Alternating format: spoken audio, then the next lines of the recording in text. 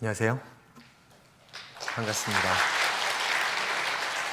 지난 금요일날 뵌 분들이 있으면 구면이어서 더욱더 반갑습니다.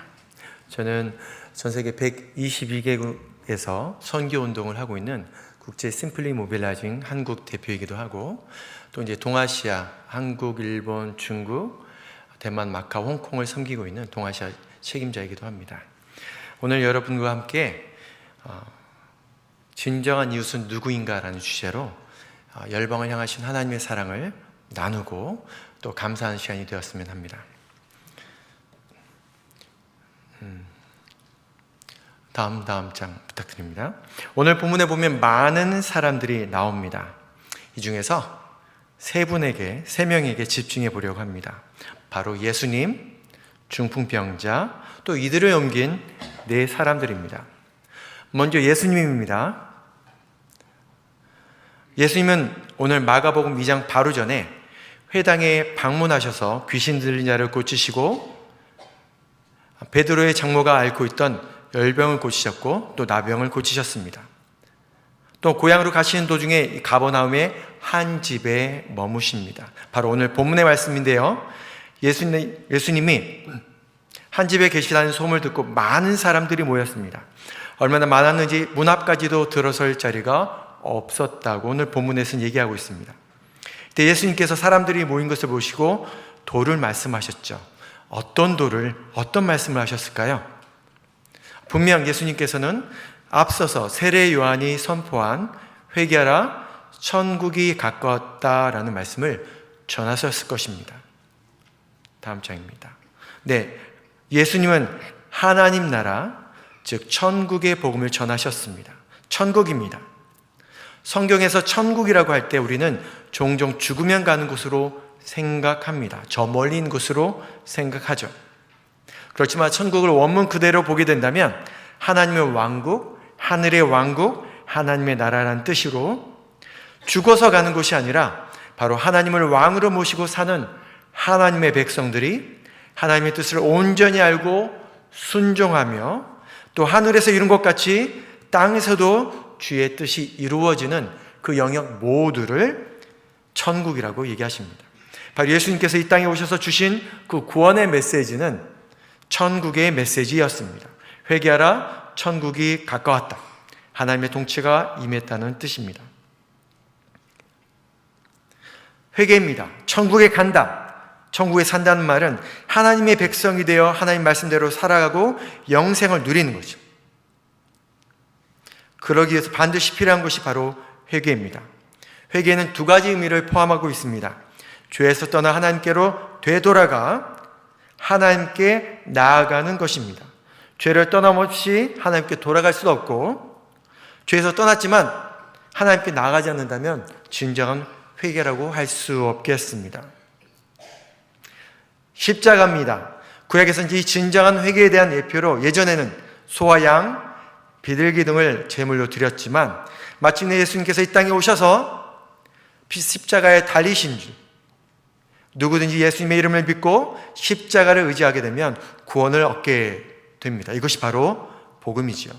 오직 십자가만이 우리가 당면하고 있는, 매일같이 씨름하고 있는 죄와 사망과 사단을 이길 수 있습니다. 바로 하나님의 백성으로 이 땅에서 하나님의 말씀을 순종하며 우리를 부르신 바로 그곳, 가정과 직장, 사업장 등에서 내주 예수 계신 곳이 그 어디나 하늘나라, 즉 천국으로 누리고 살다가 하나님께서 부르시는 그때 영원한 본향으로, 하늘나라로, 낙원으로 가는 것이죠.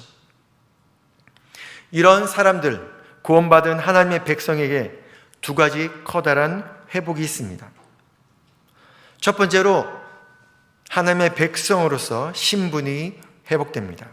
예수님을 구원자, 구세주로 믿는 하나님의 백성으로서 신분이 회복될 뿐만 아니라 예수님을 주님으로 믿는, 주인님으로 믿는 하나님의 일꾼으로서의 사명도 회복됩니다.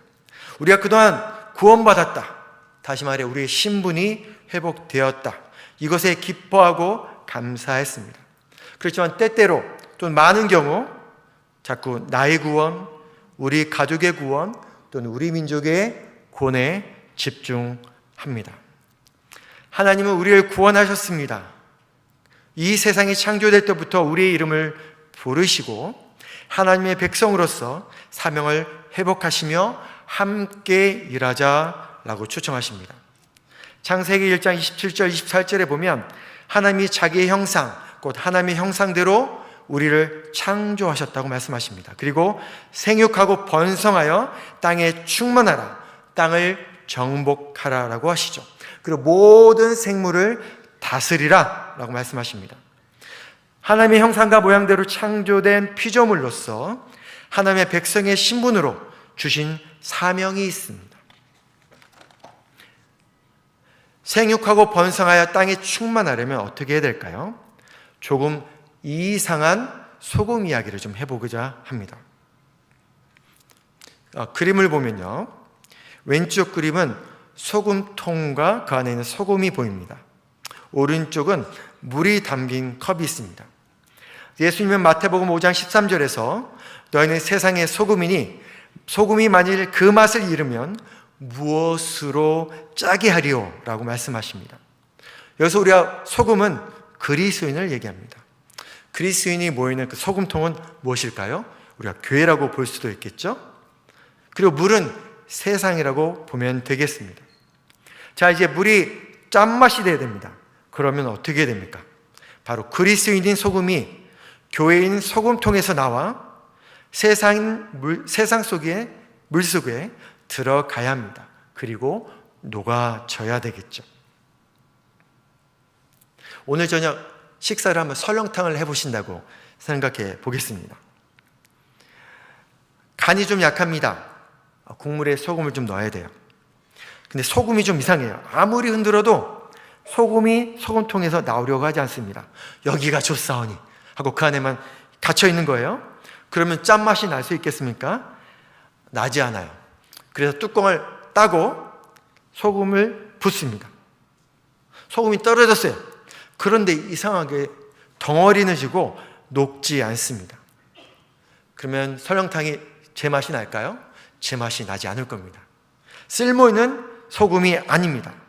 그냥 종량제 봉투로 들어가 버려질 만한 그런 소금이겠죠. 또 한 가지 더 생각해 보겠습니다. 짠맛을 내려면 소금이 물속에 들어가서 어떻게 됩니까? 그 속에 그대로 있으면 됩니까? 안 되죠. 녹아져야 됩니다.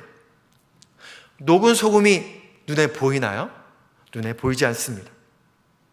그렇습니다. 소금이 짠맛을 내려면 물속에 들어와서 녹아져야 되고 대부분 보이지 않습니다. 하나님께서 우리를 부르신 그곳, 그 세상에 나아가서 짠맛을 내려면 그 생활하는 장소와 관계 속에서 잘 녹아야 됩니다. 그리고 많은 경우 보이지 않을 수 있습니다. 그분이 교회 다니는 사람인지 모를 수도 있어요. 우리가 반드시 가슴에 십자가를 달고 십자가 목걸이를 하고 나는 교회 다니요, 띠를 띠지 않아도 이미 그리스도인들이 그 안에 있기 때문에 많은 변화들이 생길 수밖에 없습니다. 그것이 바로 소금의 능력이죠. 물론 우리가 길거리에서 노방 전도를 해야 될 상황들도 있습니다. 그렇지만 요즘 같은 때에 그리스도인들이 이웃들 속에 들어가 함께 어우러져 살며 사랑하고 용서하고 인내하는 말과 행동을 통해서 그들은 짠맛을 알게 되고 그 짠맛을 통해서 예수님에 대한 복음을 듣게 됩니다. 생각해 보세요. 비그리스도인들이 언제 자발적으로 성경 말씀을 읽으려고 하겠습니까? 또는 그분들이 무슨 믿음으로 살아계신 하나님을 볼 수 있겠습니까? 예수님을 어떻게 만날 수 있겠어요? 결국 주변에 있는 그리스도인을 통해서 예수님의 목소리를 들을 수 있고 예수님의 손과 발을 경험할 수 있는 것입니다. 우리가 선교를 다양한 의미로 얘기할 수 있습니다. 그렇지만 좀 더 쉽게 얘기하자면 선교는 온 땅에 흩어지는 소금과 빛이라고 할 수도 있겠습니다. 물론 해외에 나가서 복음을 증거하고 교회를 세우는 그런 사역들을 우리가 흔히 선교라고 합니다. 매우 중요한 선교죠. 또한 우리가 하나님의 백성으로서 하나님께서 부르신 그곳으로 나아가 흩어져 녹아 짠맛을 내며 부패를 막고 생명을 증거하는 삶, 또한 그 역시 큰 의미의 선교라고 볼 수 있겠습니다. 마태복음 28장 19절부터 보면 아주 중요한 말씀이 있습니다. 본문을 같이 한번 읽어보겠습니다. 시작.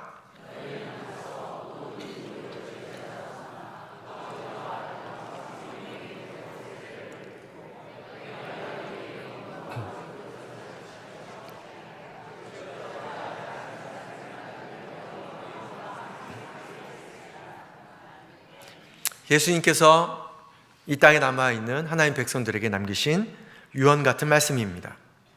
여기에 보면 4가지 중요한 동사가 있어요. 가다, 제자 삼다, 세례를 주다, 가르쳐 지키게 하다. 근데 여기서 가장 중요한 동사가 하나 있고 나머지 3개는 그것을 위해서 존재하는 겁니다. 바로 무엇일까요? 왜 갈까요? 제자 삼기 위함입니다. 왜 세례를 줍니까? 제자 삼기 위함입니다. 가르쳐 지키게 합니다. 왜 그럴까요? 제자가 되기 위함이죠. 예수님께서 공생애를 하셨던 3년 동안 가장 마음을 다해서 신경 쓰셨던 부분들은 바로 제자를 삼는 일이었습니다. 바로 그 제자들, 그리스도인들이 나만의 신앙에서 이제 하나님께서 바라보시는 열방을 향해서 우리 가족뿐만 아니라 우리 이웃들을 바라보고 우리 주변에 있는 사람들을 바라보고 나의 직장과 학교와 나의 친지들을 바라보기 시작할 때 비로소 그 그리스도인들이 소금으로서 맛을 내게 되는 것입니다. 자, 이제 2번째 중풍병자에 대해서 이야기해 보겠습니다. 예수님의 가르침과 병 고치심, 귀신 쫓은 이야기가 널리 알려졌을 것입니다. 분명 이 소식은 예수님께서 가버나움에 들어오시기 이전에 이미 도착했습니다. 그 당시에는 스마트폰이나 라디오가 없었겠죠. 그렇지만 발 없는 말이 천리를 간다고 많은 사람들, 이 사람들이 예수님의 그 소식이 듣고 예수님 근처에 몰려들기 시작합니다. 그분이 몸을 고치셨대, 마음을 고치셨대, 귀신을 내쫓으셨대, 이러한 말을 듣고 그 필요가 있는 많은 사람들이 모여 문 앞까지도 들어설 자리가 없게 되었습니다. 예수님을 만나면 이러한 일들이 지금도 일어남을 믿습니다. 아멘. 물론 우리가 예수님을 바라보지 예수님께서 주시는 그 손을 지향하는 삶을 살면 안 되겠지만 주님께서는 매 순간 우리의 기도를 들으시고 주의 뜻에 맞게 온전히 응답해 주시는 분이심을 믿습니다. 이 가버나움에는 많은 어려움 가운데 있는 사람들이 있었지만 그 중에 중풍병을 얻은 사람이 있었습니다. 일반적으로 중풍병은 뇌혈관의 장애로 발생하고 다양한 후유증이 생기죠. 성경에선 주로 자신의 의지대로 몸을 움직일 수 없는 상태를 중풍병이라고 부르고 있습니다. 이 중풍병자가 몇 년을 투병했는지 정확하게 우리가 알 수 없지만 우리가 정황상 몇 가지를 생각해 볼 수 없어요. 중풍병자는 요즘처럼 텔레비전이나 라디오가 없었기 때문에 분명 예수님의 소식을 들었다면 다른 사람들을 통해서 들었을 것입니다. 근데 문제는 혹시 들었다고 해도 다른 사람이 도움이 없이는 예수님께 나아갈 수 없는 상황입니다. 그렇지만 누군가 도와준다고 해도 중풍병자가 정말로 극복해야 되는 문제가 있습니다. 그 문제는 몸의 문제가 아니라 마음의 문제 또는 믿음의 문제입니다. 다행히 예수님의 소식을 듣고 도와줄 사람도 찾았습니다. 그런데 예수님께 갈 건가 말 건가, 이 결정은 누가 해야 됩니까? 오롯이 이 중풍병자가 해야 했습니다. 그 결정은 과연 내가 예수님을 만나면 몸이 나을 수 있을까 하는 믿음에 달린 것이죠. 잠시 저희 가족 이야기를 해보겠습니다. 저희 가족 사진입니다. 제 안사람과 제 아들 강현, 평화를 나르는 아이라는 뜻입니다. 저는 결혼한 지 12년 동안 아이가 없었습니다. 결혼하고 3, 4년이 지나도록 아이가 없으니까 부모님과 주변 분들이 애정 어린 성화를 하시게 됐죠. 나님의 무엇을 먹으면 좋다, 무슨 운동을 해라, 어디 가면 용하다. 볼 때마다 그런 얘기를 하시는 겁니다. 전국 정말 안 가본 데가 없고 안 먹은 약 안 잡아먹은 동물이 아마 없었을 것 같습니다. 또 한 선교사님은 티벳에서 사역하시는데 거기서 몸에 좋다는 약을 국제 택배로 보내주셨어요. 제 몸에는 티벳의 약이 흐르고 있습니다. 그렇지만 시간이 지나면서 어땠을까요? 시간이 지나면서 열정이 식어갑니다. 그렇죠? 또 이게 얘기하시지만 인사치레로 받아들여요. 감사합니다. 참고하겠습니다. 그리고 이제 생각이 듭니다. 하나님께서 입양이라는 그런 방법을 통해서 우리에게 자녀를 주실까? 또는 부부가 사역을 하니까 아마 영적인 자녀를 주시지 않을까라는 생각이 들었습니다. 그렇게 10년이 지나니까 이제 주변에서도 별로 권하지 않습니다. 그리고 저희 마음도 차분해졌어요. 그런데 이제 하나님께서 또 주변에 여러 가지 동기를 주셔서 첫 번째도 아니고 두 번째 시험관 수술을 하게 되었고, 그렇게 13년 되는 때에 우리 강현이가 응애하고 태어났습니다. 제가 43살 때 가졌고 지금 초등학교 2학년입니다. 애가 이제 중학교, 고등학교 때 제가 이제 환갑을 맞이할 것 같습니다.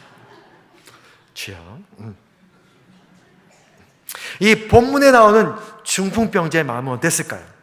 보통 후천적으로 중풍병이 오잖아요.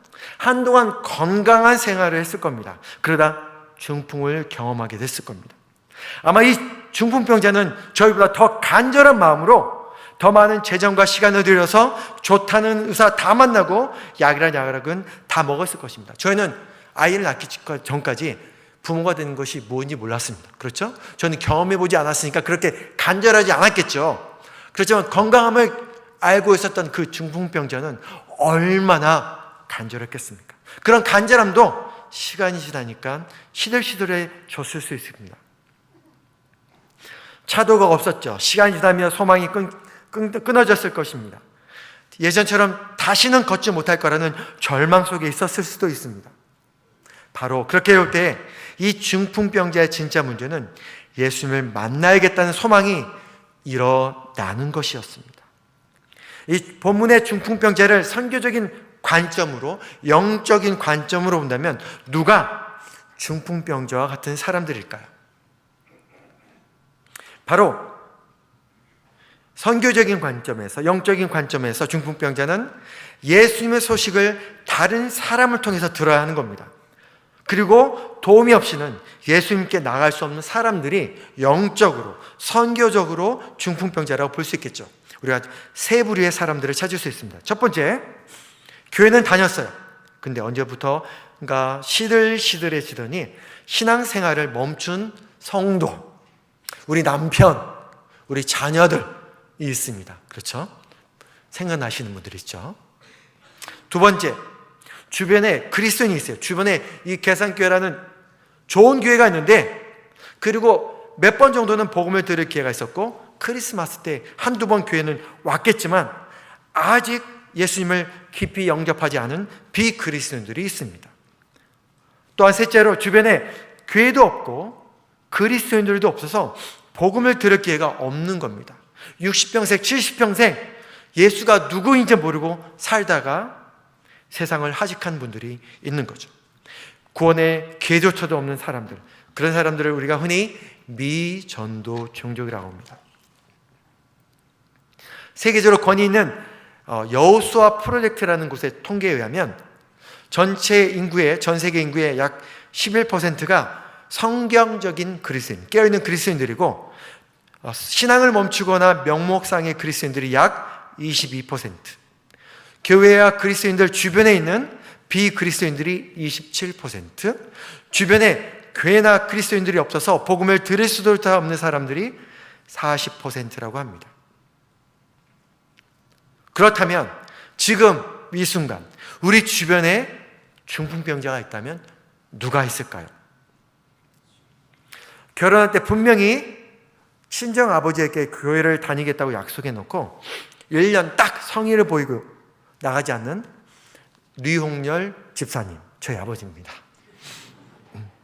또 불신이 지극하셔서 벌써 절만 4개째 짓고 있는 우리 고모님, 우리 옆집 민인의 편의점의 김씨 아저씨, 아니면 우리 계양구 일대에는 외국인 근로자, 유학생, 다문화 가정 혹은 난민들이 그런 분들이 될 수도 있겠죠. 그런데 놀랍게도요, 우리 주변에 그렇게 영적으로 선교적으로 중풍병에 걸린 이웃들이 오래전부터 우리 문 앞에 있었다는 것을 알고 계십니까? 또는 지난 10년 동안에 많은 사람들이 우리 문 앞으로 왔습니다. 이들이 우리 주변에 있는 중풍병자들입니다. 이들은 어떻게 예수님을 만날 수 있을까요? 오늘 본문 마가복음 2장 5절에 보면 예수님께서 그들의 믿음을 보시고 중풍병자에게 이르시되 작은 자야 내 죄사함을 받았느니라 하시니, 바로 예수님께서 중풍병자를 포함한 네 사람의 믿음을 보시고 죄를 사하셨다고 합니다. 정말로 신기하고 놀랍고 은혜로운 일입니다. 예수님께서는 그들의 믿음을 보시고 죄사함과 함께 몸까지 치유하신 것입니다. 이 일이 도대체 어떻게 이루어질 수 있을까요? 어떻게 우리 주변에 있는 그 중풍병자가 우리를 통하여 예수님을 만날 수 있을까요? 마지막 세 번째 네 사람에 대한 이야기를 해보겠습니다. 마가복음에는 그냥 이 네 사람이 중풍병자를 메고 왔다고 합니다. 이 네 사람이 중풍병자와 어떤 관계였는지 본문에는 자세히 나와 있지 않습니다. 그러니까 상상력을 좀 동원해 보겠습니다. 아마 네 사람 중에 중풍병자의 가족이 있었을 수도 있죠. 또는 옆집에 사는 이웃일 수도 있었겠습니다. 또는 처음에는 한 사람이 업고 오거나 그러다가 나도 도울게 앞뒤로 들고 오거나 너무 힘들어 잠시 쉬고 있는데 마침 지나가는 선한 사마리아 같은 사람들이 좀 도와드릴까요? 해서 네 사람이 됐을 수 있겠습니다. 이 네 사람은 다른 이웃들과 분명히 달랐습니다. 그들 안에는 있었습니다. 뭔가 있었습니다. 믿음이 있었습니다. 예수님이 그들의 믿음을 보시고 증언하셨죠. 이 얼마나 놀라운 이야기입니까? 예수님께서는 그들 안에 믿음을 보셨어요. 이 중풍병자뿐만 아니라 네 사람에게 그런 믿음이 있었다고, 그래서 이 죄사함과 병고침을 허락하셨다고 말씀하십니다. 사실 성경에는 이렇게 다른 사람들의 믿음을 통해서 구원을 받거나 병고침을 받은 이야기가 많습니다. 오병이어 때 예수님을 도와 함께한 제자들의 순종과 헌신이 돋보입니다. 또 예수님께서 제자들과 함께 두로와 시돈으로 나갈 때 귀신 들린 딸을 위하여 예수님을 찾아온 그 가나안 여인, 예수님께서 알 듯 모를 듯 자녀에게 줄 떡을 개한테 줄 수 없다라는 자칫 모욕적인 표현 같은 그 순간에도 딸을 위해서 부르짖었습니다. 그 수치를 이겨냈죠. 또한 마태복음 8장 5절에 보면 로마인 백부장이 자신의 하인을 고치기 위해 찾아온 이야기가 있습니다. 백부장이 말합니다. 주여, 내 집에 들어오심을 나는 감당하지 못하겠사오니 다만 말씀으로만 하시옵소서. 그러면 내 하인이 낫겠사옵나이다. 그런데 이때 예수님의 반응이 무척 놀랍습니다. 예수께서 들으시고 놀랍게 여겨 따르는 자에게 이르시되 내가 진실로 너에게 이르노니 이스라엘 중 과거부터 지금까지 그리고 앞으로도 우리 주변에 있는 이 너희들 중에서도 아무에게도 이러한 믿음을 보지 못하였노라 라고 말씀하십니다. 예수님께서 뭐라고 말씀하십니까? 예수님께서 놀라신답니다. 예수님께서 놀라지 않으신 분이에요. 폭풍 번개가 쳐도 예수님은 곤히 주무시는 분이십니다. 자세 하나 바꾸지 않으시고요. 그런 수많은 마귀들이 창궐하더라도 예수님께서는 끔찍하지 않으신 분입니다. 그 예수님께서 놀라시는 거예요. 이만한 믿음을 보지 못하셨기 때문입니다. 맞습니다. 예수님께서는 믿음을 보십니다. 그 믿음을 네 사람에게, 중풍병자에게서 보셨습니다. 그리고 말씀하시죠. 이 놀라운 믿음을 제자들이 가져야 된다고요. 이 놀라운 믿음을 그곳에 있는 모든 사람들이 소유하겠다고요. 그 놀라운 믿음을 2000년 뒤에 살고 있는 21세기의 우리들에게 믿음이 있어야 될 것을 우리 계산교회 성도님들에게 찾으시고 당부하시고 계십니다. 아멘. 예전에 이제 SBS에 힐링 캠프라는 프로그램이 있었습니다. 2012년쯤인데 우리 차인표 지사님이 나오셨어요. 그때 이제 강제 북송되는 북한 이탈 주민에 대해서 어떻게 관심을 갖게 되는지 소개했습니다. 차 지사님이 4살인가 5살 때 지하 창고가 딸린 주택에서 살았대요. 그러니까 어린 인표가 마당에서 막 놀다가 이제 형하고 놀다가 장난으로 지하 창고의 창문에 이제 머리를 집어넣었다 뺐다 하는 거예요. 그러니까 보통 이제 들어가던 수월하게 들어갑니다. 그렇죠? 이렇게 들어가요. 항상 문제는 뭡니까? 나올 때가 문제죠. 걸리는 데가 많습니다. 예전부터 나오는 게 문제인 것 같아요. 그래서 생일을 귀 빠진 날이라고 하잖아요. 아이가 나올 때 귀가 나오면 다 나온다고 의사 선생님들이 얘기하시더라고요. 안 나오는 거예요. 그 옆에 있던 형이 인표를 잡아당깁니다. 안 나오는 거예요. 그 소리 컴컴합니다. 습해요. 무서워요. 그래서 형 빼줘! 왕! 하는 우는데 문제는 목이 딱 갖춰져 있기 때문에 아무리 울려도 그 속에만 메아리 씌어지지 밖에 들리지 않는 거예요. 형이 아무래도 안 되니까 어떻게 합니까? 형이 함께 옵니다. 엉엉 울기 시작해요. 그 울음소리를 듣고 어머니께서 방에서 나와서 인표를 꺼내줍니다. 이런 기억들이 모여서 차 집사님이 생각하는 거죠. 어려움 속에 있는 사람들을 돕고 혹시 내가 할 수 있는 일이 없다면 함께 대신 울어줘야지 라고 생각했다고 합니다. 참 아름다운 이야기예요. 로마서 12장 14절에 그런 말씀이 있습니다. 너희를 박해하는 자를 축복하라. 축복하고 저주하지 마라. 즐거워하는 자들과 함께 즐거워하고 우는 자들과 함께 울라. 우리 주변에 그리고 저 멀리에 그런 영적인 선교적인 중풍병자들이 있습니다. 예수님에 대해 들어본 적이 없는 사람들도 있고 들었으나 어떻게 예수님을 만나야 되는지 모르는 사람들이 많은 거예요. 그들에게 누가 필요합니까? 네 사람이 필요합니다. 누가 이 네 사람이 될 수 있겠습니까? 누가 이 네 사람이 되어야 합니까? 바로 우리가 이 네 사람이 되어 함께 영적인 중풍병자를 위해서 하나님을 향해 함께 울고 부르짖어야 하겠습니다. 누가복음 10장에 보면 예수님께서 하나님을 사랑하고 내 이웃을 내 몸같이 사랑하라고 말씀하십니다. 그때 한 율법 교사가 이렇게 얘기하세요. 주님, 내 이웃이 누구입니까? 그때 예수님의 이야기가 시작됩니다. 어떤 사람이 예루살렘에서 여리고로 내려오다가 강도를 만나게 되죠. 거의 죽게 됩니다. 한 사마리아인이 그 사람을 보게 돼요. 그 사마리아인이 강도 만난 사람을 보기 전에 제사장이나 레인이 보았지만 그냥 피해서 지나갑니다. 저는 이 제사장과 레인에게 뭔가 특별한 사정이 아마 있지 않을까 저는 그렇게 변론하고 싶어요. 뭔가 이 다음에 예배가 있거나 다음에 중요한 사역, 신방이 있어서 부지런히 가고 있는 중이지 않았을까 싶습니다. 어쨌건 아마 그렇게 따지면 이 선한 사마리아도 뭔가 바쁜 일이 있지 않겠습니까? 그렇게 시간을 내어서 자기 옷을 벗어주고 자기 그 나귀에 태워 주었는데 급한 일이 있어서 내가 먼저 어디 갔다 와야 되는데 갔다 와서 혹시 돈이 모자라면 더 주겠어 라고 약속까지 하고 떠나가기 때문입니다. 예수님께서는 이 세 사람의 얘기를 하고 율법교사와 제자들에게 묻습니다. 네 생각에는 이 세 사람 중에 누가 강도 만난 자의 이웃이 되겠는가? 누가 진정한 이웃이 되겠는가? 하고 묻습니다. 누굽니까?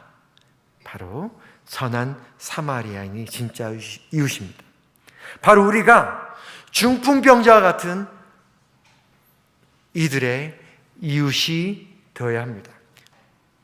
근데 문제는 이것은 우리 개인적인 일이 아닙니다.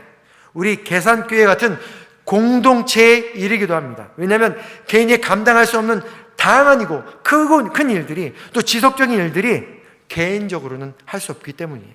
그래서 우리 교회 안에 다양한 위원회들이 있습니다. 우리 개인이 할 수 없는 것들을 함께 그리스도 몸 전체가 일에 참여하는 것입니다. 영적인 중풍병자들은 남녀노소의 구분이 없습니다. 그 누구도 중풍병자들인 것이죠. 중풍병자가 남녀노소가 없다면 돕는 사람들도 남녀노소 할 것 없이 모든 성별과 연령대에서 그리스도인들이 이 네 사람같이 되어야 할 것입니다.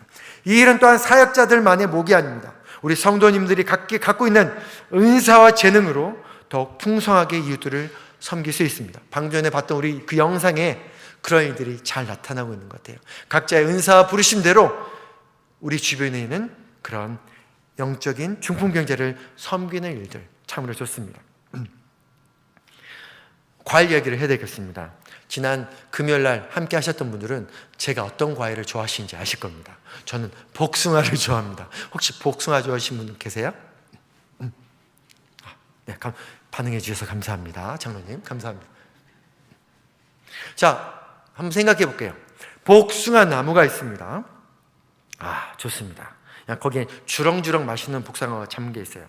그럼 제가 물어볼게요. 그 복숭아 나무의 진정한 열매는 무엇일까요? 진정한 열매라고 그랬습니다. 생각해 볼게요. 복숭아 나무의 열매. 맛있는 복숭아. 그렇죠? 이하면 크고 향기 나는 복숭아가 열매겠다. 좋습니다. 열매긴 하는데 그건 사람에게나 유익하지 이 복숭아 나무에게는 더 중요하고 급박한 일이 있습니다. 복숭아 나무에게는 그 안에 있는 씨앗이 더 중요하지 않겠어요? 그렇겠죠? 그런데 어떤 씨앗들은 심겨지기도 하지만 어떤 씨앗들은 종량제 봉투에 들어가거나 그냥 썩어져 버립니다. 그렇다면 복숭아 나무에게 정말 중요한 것은 땅에 심겨져 그것이 다시 복숭아 나무가 되어 또 수많은 복숭아들을 맺는 그것이 바로 진정한 열매 아니겠습니까? 복숭아 나무의 진정한 열매는 또 다른 복숭아 나무들입니다. 이해하시죠? 동의하십니까? 그렇게 볼 때 우리 교회의 열매는 무엇입니까? 모든 교회는 그 언제쯤 선교를 통해서 교회가 시작되었습니다. 우리 한국교회, 우리 조선교회도 그랬습니다. 선교를 통해 시작된 교회가 선교를 하지 않는다면 말이 되지 않습니다. 아주 뭔가 잘못해도 크게 잘못한 겁니다. 그렇다면 우리 그리스도인들의 열매는 무엇일까요? 복숭아 나무를 생각해 본다면 우리 그리스도인들도 그 언젠가 그 누구를 통해 이 복음을 들었습니다. 전도를 통해 그리스도인이 되는데 그런 그리스도인들이 전도를 하지 않는다면 뭐가 잘못돼도 크게 잘못된 것입니다. 바로 이런 일들을 행했던 교회 중에 가장 대표적인 교회가 사도행전 2장에 나와 있는 초대교회의 모습이었습니다. 매우 중요한 말씀이니까 한번 같이 읽어보는데 형제 성도님들이 한번 같이 한번 읽어보겠습니다. 시작.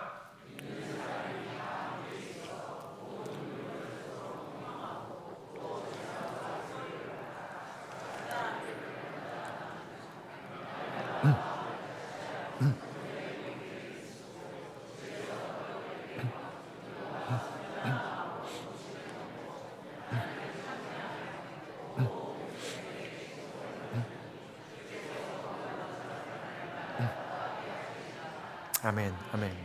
본문을 보면 초대교회 성도들이 서로 물건을 통용하고 재산과 소유를 팔아 각 사람의 필요를 따라 나눕니다. 날마다 성전에 모이기를 힘쓰고 집에서 떡을 떼고 하나님을 예배합니다.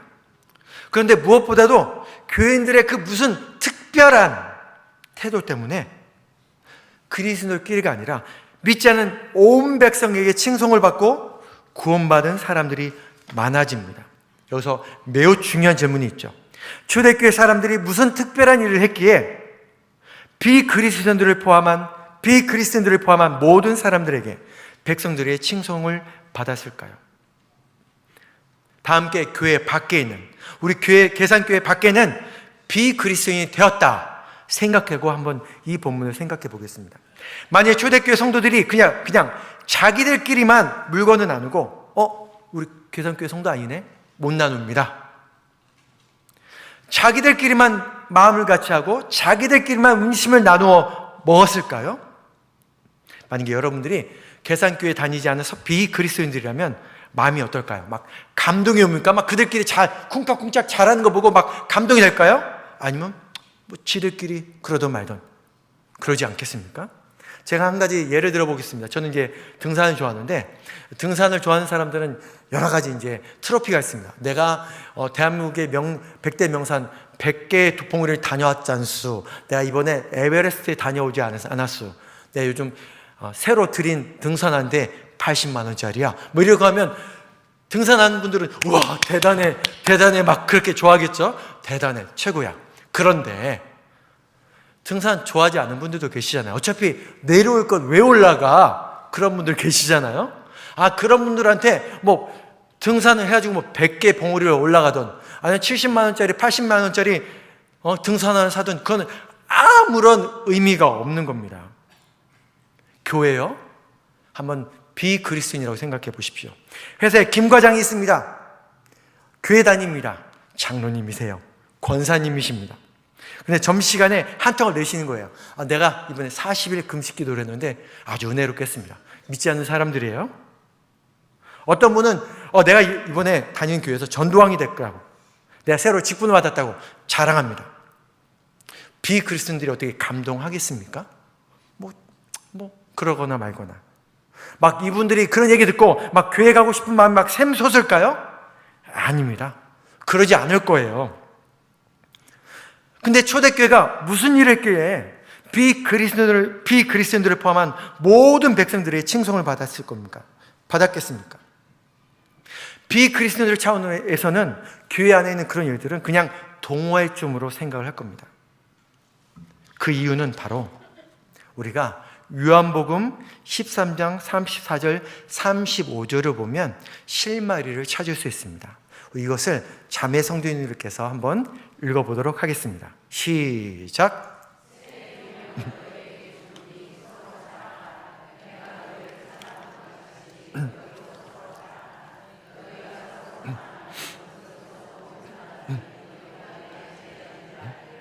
아멘. 자, 제자들이 예수님 말씀을 듣습니다. 여기서 너희는 제자들이에요. 근데 문제는 그 다음에 서로입니다. 저희는 그동안 세 계명을 너에게 주니 서로 사랑하라. 그렇죠? 서로는 우리 제자들끼리 교회 안에서 서로 사랑하는 것으로 이해를 많이 합니다. 그렇게 생각하면 제일 마지막 말씀이 이해가 안 됩니다. 너희가 서로 사랑하면 이로써 모든 사람이 너희가 내 제자인 줄 알리라. 아니, 우리끼리 계산교회 성도들이 서로 사랑하면 비그리스도인들이 막 감동을 받아가지고 막 칭찬할까요? 그러긴 쉽지 않습니다. 물론 그럴 수도 있지만요. 이렇게 우리가 해석해 보는 겁니다. 내 세 계명을 제자들이 너에게 주노니 너희는 너희들 뿐만 아니라 주에는 모든 사람들을 사랑해라. 비그리스도인들을 포함해서 내가 너희를 사랑한 것 같이 이 너희는 또 다시 생각할 수 있겠어요. 예수님께서는 그리스도인들만 위해서 죽으셨습니까? 요한복음 3장 16절 말씀, 하나님이 세상을 이처럼 사랑하사 독생자를 주셨으니, 이 세상에는 하나님의 백성들만 들어가 있어요? 교회 다니는 사람들만 들어가 있습니까? 아니요. 예수님께서 세상을, 지금 그리스도인들 뿐만 아니라 앞으로 그리스도인들이 될 그 모든 민족을 이처럼 사랑하사 독생자를 주셨으니 이는 저를 믿는 자마다 멸망치 않고 영생을 얻게 하려 함이라. 예수님께서는 너희를 사랑하셨어요. 그 제자들을 포함한 모든 사람들까지 우리가 이 너희를 봐야 합니다. 그래서 너희도 서로 사랑하라. 너희가 서로 사랑하면 비그리스도인을 포함한 우리 이웃들, 우리 중풍병자까지 이로써 모든 사람들이 너희가 내 제자인 줄 알리라. 그러면 이 말씀이 온전히 이해가 됩니다. 말씀을 정리하겠습니다. 세상에는 예수님을 모르는 중풍병자 같은 사람들이 많이 있습니다. 이들은 반드시 예수님을 만나야 합니다. 예수님을 만나서 구원을 받고 치유되어야 합니다. 근데 누가 중풍병자를 도울 수 있습니까? 바로 우리입니다. 우리 좌우를 돌아보시면서 바로 우리가 내 사람입니다. 좌우를 돌아보시면서 우리가 내 사람입니다. 우리가 진정한 이웃입니다. 하나님 백성으로서 정체성을 받은 모든 그리스도인들의 사명은 바로 우리 주변에 있는 중풍병자들에게 예수님을 전하고 예수님을 인도하는 것입니다. 이 선교 헌신 예배를 맞이해서 다시 한번 우리 계산교회 선교위원회를 포함한 모든 성도님들께 그간의 사랑과 헌신, 참여와 노력에 진심으로 감사드립니다. 이런 일들을 지금까지 잘 해와 주셔서 감사드립니다. 그러한 사랑과 관심과 참여를 2025년도 한결같이 해 주실 것을 믿습니다. 아멘.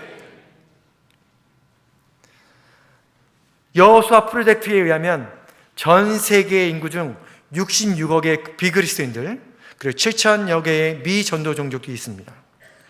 지역교회가 전 세계적으로 500만 개, 복음적으로 깨어있는 그리스도인들이 약 7억 명 정도로 생각해 보면 700개의 교회가 한 개의 미전도 종족을, 복음적인 그리스도인 한 명이 10명의 비그리스도인들에게 복음을 전하게 되면 됩니다. 지금 인류 역사상 이렇게 많은 그리스도인들이 있어 본 적이 없습니다. 모든 대륙에, 모든 나라에 교회가 있습니다. 다만 종족 단위로 보면 아직 복음을 전하지 않은 그런 종족이 있습니다. 앞으로도 우리 계산교회 성도님들께서 하나님의 선교에 동참하며 우리 인처도 물론 한국 교회를 깨우고 세계 교회의 본이 되어 중풍병자를 죽게 돌아오게 하는, 예수님께서 내가 이와 같은 믿음을 본 적이 없다라고 우리 계산교회를 칭찬하는 그런 하나님의 몸 되시기를 기대하며 기도하겠습니다. 아멘.